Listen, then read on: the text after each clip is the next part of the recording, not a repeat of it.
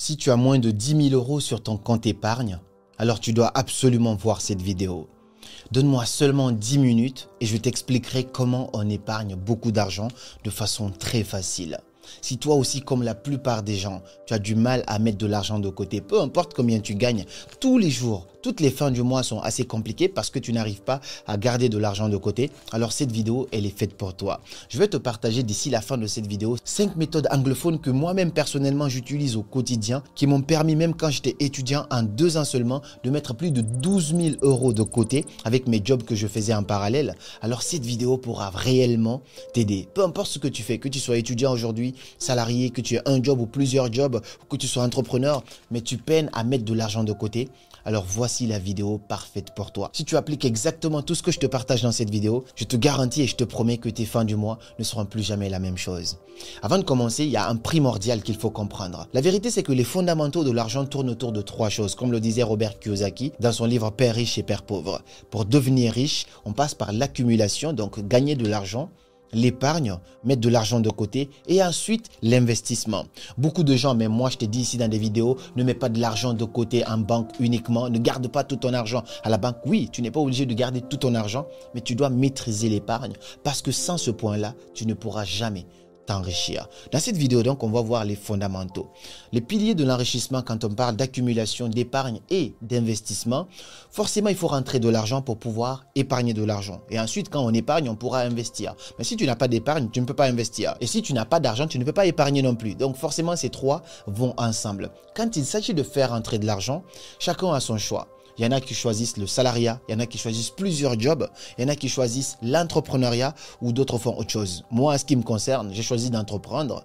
Depuis plus de 8 ans maintenant, je suis dans l'entrepreneuriat. Et au cours de cela, il y a quelques années, il y a 2 ans, j'ai décidé de passer en société. Je suis passé de auto-entrepreneur à société.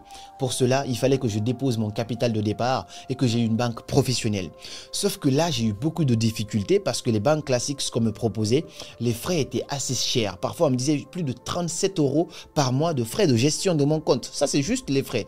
Je trouvais ça beaucoup et en plus de ça, c'était beaucoup trop complexe et moi, je bouge beaucoup. Donc, j'ai besoin de quelque chose de flexible qui s'adapte à mes besoins. C'est comme ça qu'un ami à moi me parle d'une banque en ligne. Et ça a changé toute mon expérience en termes d'entrepreneuriat. C'est exactement pour ça que je dois te parler aujourd'hui de Revolut Business, qui est la solution parfaite pour ton entreprise aujourd'hui ou pour ta future entreprise que tu vas créer. Que ce soit une start-up, une PME ou une entreprise individuelle, plus de 20 000 entreprises rejoignent Revolut Business chaque mois. D'ailleurs, si tu passes par le lien qui se trouve en dessous de cette vidéo, tu auras 20 euros offerts sur ton compte à la suite de ton adhésion. Avec Revolut Business, la création de ton compte se fait en quelques minutes, 100% en ligne, sans paperasse. Imagine avoir le compte professionnel de ton entreprise à partir de seulement 10 euros par mois. Et si tu n'as pas encore ton entreprise, Revolut Business te propose une solution simplifiée et entièrement en ligne pour la création de la structure juridique de ton entreprise et obtenir ton certificat de dépôt de capital en moins de 48 heures. Ailleurs, je sais que cela peut prendre des semaines. Avec Revolut Business, tu accèdes à l'un des meilleurs taux interbancaires du marché, ce qui permet de faire des économies très importantes sur des achats et paiements en devises étrangères. Et donc, que ce soit une entreprise établie, une PME, une start-up ou une entreprise individuelle, Revolut Business te propose des solutions adaptées à tes besoins. Il va te permettre de gérer efficacement la trésorerie de ton entreprise, tes dépenses, tes virements, tout en bénéficiant d'outils puissants pour développer ton entreprise. Si tu habites en France, tu le sais déjà, Revolut Business, c'est connu, c'est reconnu, c'est fiable et très facile d'utilisation. Je te laisse donc cliquer sur le lien qui se trouve en description à la fin de cette vidéo pour bénéficier des 20 euros offerts sur ton compte et ton entreprise peut prendre son envol en toute liberté. Maintenant, si on revient à notre sujet, une fois que tu sais maintenant comment créer ton entreprise et avoir ton compte bancaire professionnel avec Revolut, parlons maintenant de l'épargne. Dans la vie de tous les jours, que tu sois salarié, entrepreneur, étudiant, comment faire pour épargner beaucoup d'argent? Voici 5 astuces que tu vas comprendre étape par étape. La première chose que je te recommande ici, c'est d'avoir un plan.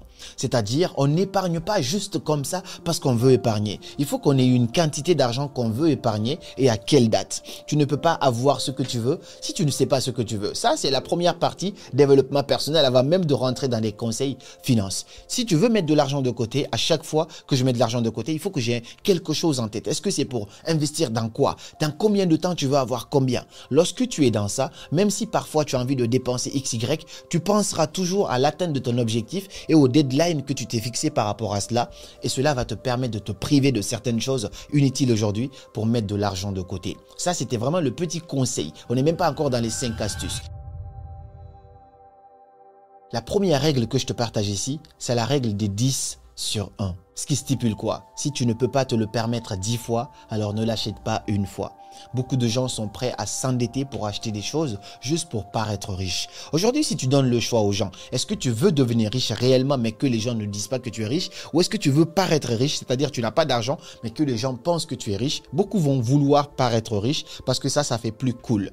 Ils vont prêter de l'argent pour acheter des voitures, ils vont s'endetter ou vont louer des voitures ou paraître sur Instagram. Tout le monde est directeur, PDG, quelque chose comme ça. Ne sois pas dans ça, sois dans la vérité, sois dans quelque chose de concret pour toi. Roule toujours en fonction de tes moyens. À l'époque, je roulais dans une 206 parce que mes moyens étaient alignés avec ça. Je l'avais acheté 1200 € à l'époque. J'ai roulé dans ça. Quand j'ai commencé à gagner un peu plus, j'ai commencé à rouler dans une Mégane décapotable. J'ai continué encore comme ça. Quand j'ai commencé à gagner un peu plus, j'ai commencé à rouler dans une Mercedes AMG. Et ça, c'est parce que ma Mégane avait pris feu aussi. Il y avait un petit problème, le moteur et tout ça. Ça veut dire, tu vis toujours en fonction de tes moyens. Aujourd'hui, c'est ça. C'est une petite AMG classe A, tout ça. Mais je continue encore comme ça. Plus tard, je vais rouler peut-être dans une Brabus. Ça, c'est mon rêve. Mais si je m'achète une Brabus, il faut que je sois multimillionnaire. Parce qu'une Brabus, ça va coûter par exemple 100 000 €. Un exemple tout bête, ou ça, parfois même 200 000 €.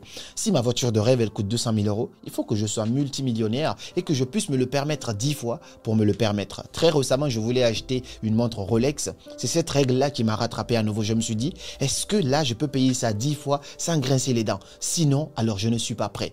C'est difficile de l'appliquer à tous les coups, mais adapte ça à ta vie. Tu n'es pas obligé de paraître riche. Si tu n'es pas prêt, vis en fonction de tes moyens. N'essaye pas d'augmenter tes charges parce que le problème, c'est ça. Dès qu'on commence à gagner un peu d'argent, on commence à augmenter nos charges, ainsi de suite. Et ça va te maintenir dans la pauvreté. Tu ne pourras jamais mettre de l'argent de côté. Si tu ne peux pas te le permettre 10 fois, alors ne l'achète pas.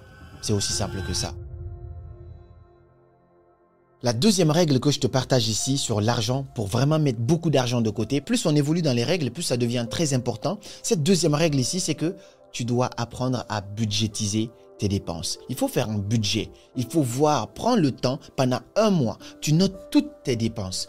Combien d'argent je paye pour le loyer, combien je paye pour ça. Une fois que tu prends, tu mets tout ça de côté et tu vois combien tu as comme dépenses mensuelles. Une fois que tu feras ça, tu vas maintenant te dire quelles sont les dépenses qui ne sont pas importantes ici. Par exemple, tu as Netflix, tu as Amazon Prime, tu as, je sais pas, Canal+ et tout ça. Qu'est-ce qui n'est pas primordial ici? Tu as Deezer, tu as YouTube. Tu enlèves les paiements inutiles, tu supprimes ça, ça te fait déjà une économie. Si ton appartement est beaucoup trop cher pour toi, tu gagnes 1000 €. Là, on a 1000 €. Si la moitié de ça doit aller dans ton appartement, alors change d'appartement. Ce n'est pas le temps pour toi. Non, ça ne peut pas marcher comme ça. Il faut toujours vivre aligné en fonction de certaines choses. La moitié de ton argent ne doit pas aller forcément dans ton loyer, quelque chose comme ça. Si par exemple, un exemple tout bête, tu roules en voiture pour aller travailler, mais ça te prend du carburant, de l'assurance, et que tu sais que tu peux faire une alternative, aller en bus, ou peut-être tout simplement aller en trottinette, achète une trottinette, fais le calcul et vois qu'est-ce que ça peut te permettre d'économiser. Je te dis ça parce que très récemment, moi j'avais déjà mes charges personnelles. Je vis dans mon appartement qui est assez grand, où je paye déjà, j'aime pas le mot cher, mais c'est quand même très élevé par rapport aux appartements dans la moyenne là-bas. Ce qui se passe après, c'est que je prends encore mon bureau. Quand je prends le bureau, là, mes charges augmentent encore x2. Et là, on prend le tableau avec mon associé, on commence à écrire toutes les charges que je dois avoir. Waouh, mon cœur, il commence à battre. C'est ça tes charges. C'est ça que tu vas avoir à payer chaque mois.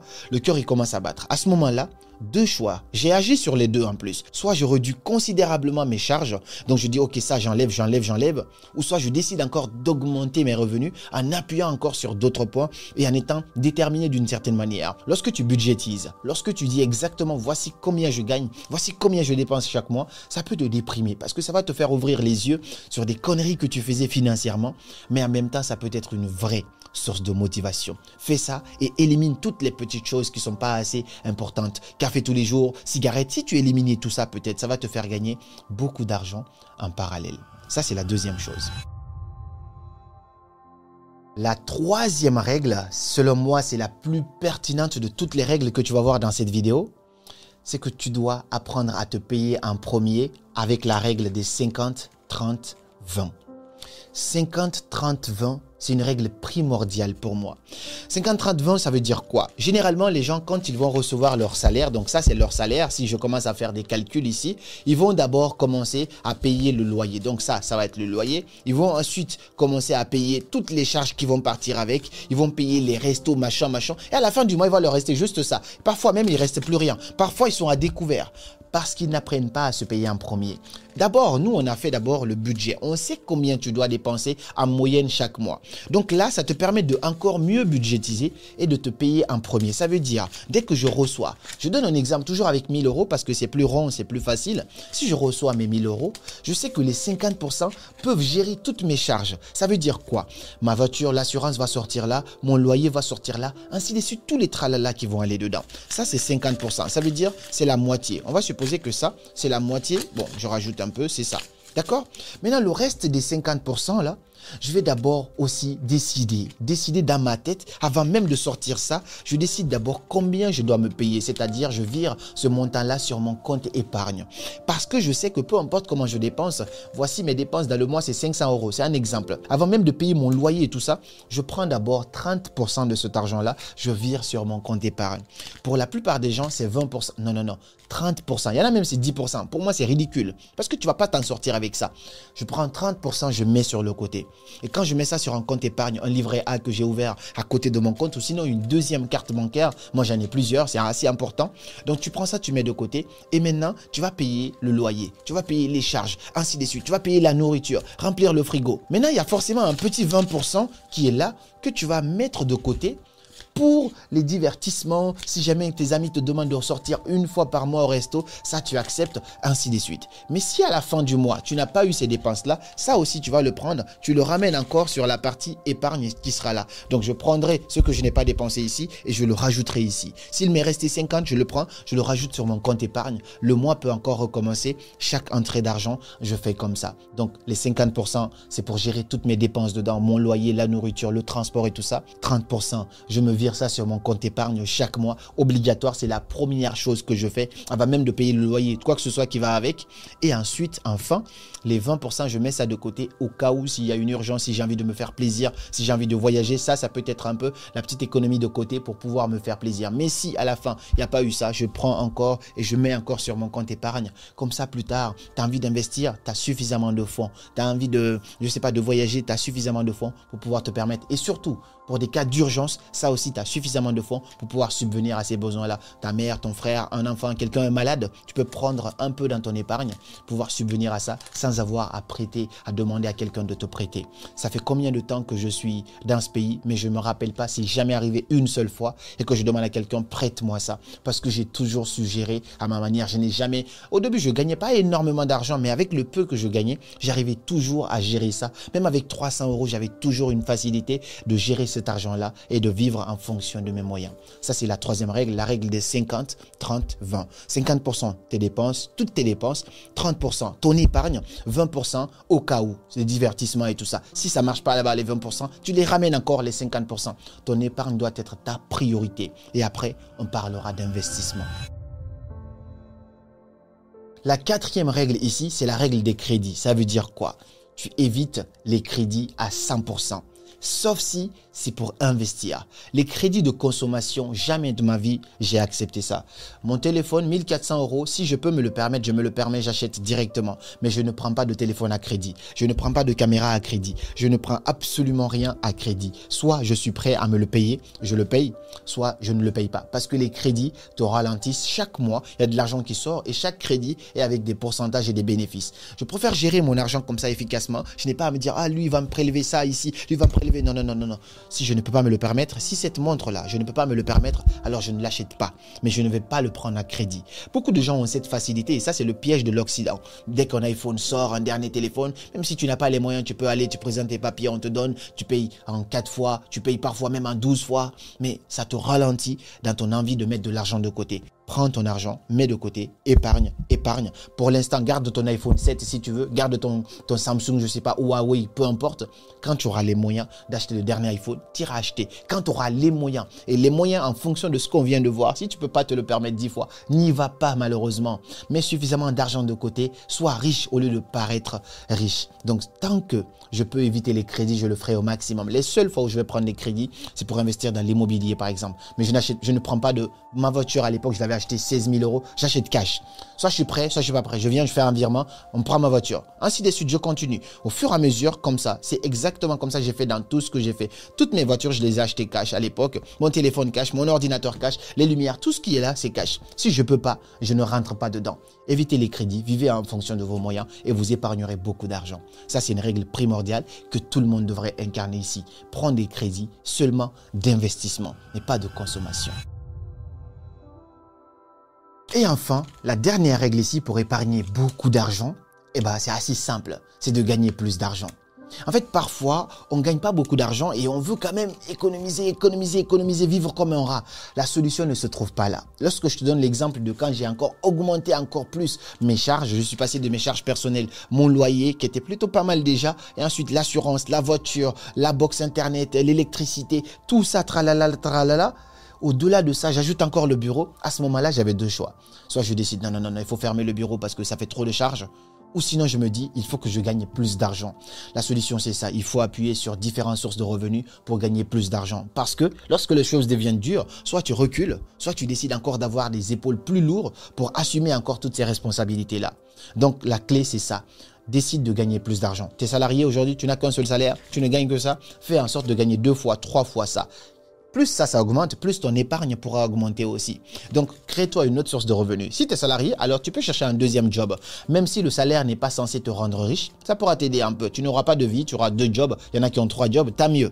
C'est déjà une première solution. Sinon, tu es salarié, tu peux lancer une activité à côté. Moi, c'est ce que je fais à l'époque. Je suis étudiant et puis je suis salarié. En même temps, j'ai mes business que je lançais en parallèle. Aujourd'hui, Dieu merci, je vis pleinement de mes activités. Je voyage partout dans le monde. Gratitude. Je n'ai pas la meilleure des vies, mais je suis quand même très satisfait et en gratitude avec ma vie actuelle. Ça veut dire que si tu veux avoir ce que tu n'as pas eu, il faudrait faire ce que tu n'as pas fait. Si tu veux que les choses changent aujourd'hui, alors tu dois changer quelque chose. J'aime bien cette phrase pour finir qui dit « Rien ne changera si rien ne change ». Alors rien ne changera si rien ne change dans ton épargne aujourd'hui. Voilà pour les 5 astuces pour épargner beaucoup d'argent. Parmi ces astuces-là, qu'est-ce que toi tu utilises au quotidien? Est-ce que c'est la règle des 50-30-20? Est-ce que c'est plutôt la règle des 10/1? Est-ce que c'est la règle de crédit?